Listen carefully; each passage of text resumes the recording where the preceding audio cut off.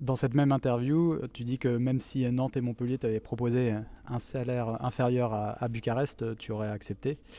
Euh, Sans toi libre ou non de répondre à cette question, mais est-ce que tu peux nous partager les niveaux de rémunération qu'un joueur peut espérer toucher lorsqu'il signe pour jouer à la Ligue des Champions? Ça dépend, ça dépend de pas mal de choses, du poste, du statut. Je pense qu'il y a il y a il y a beaucoup de facteurs qui rentrent en compte. Ce qui est sûr, c'est que c'est des clubs qui ont des plus gros budgets. Des fois, il y a des pays où il y a pas de, il y a moins d'impôts, donc les rémunérations c'est pas les mêmes aussi. Après, franchement, je pense que ça peut aller entre 5 000 et 50 000. Franchement, la fourchette elle est Grosse énorme. fourchette en Dans le fonction. handball, la fourchette elle est vraiment très grande.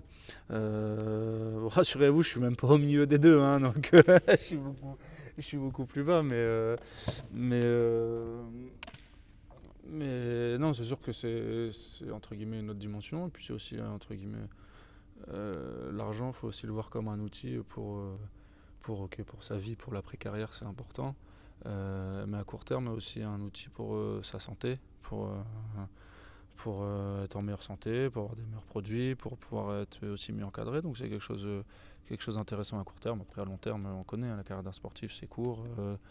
Ça permet d'anticiper ou d'investir ou de faire des formations.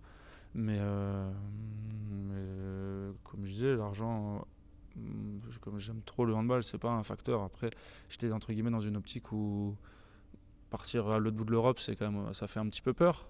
Donc des clubs français qui jouent la Coupe d'Europe, ça aurait permis de partir En étant plus serein. sans trop partir. Ouais.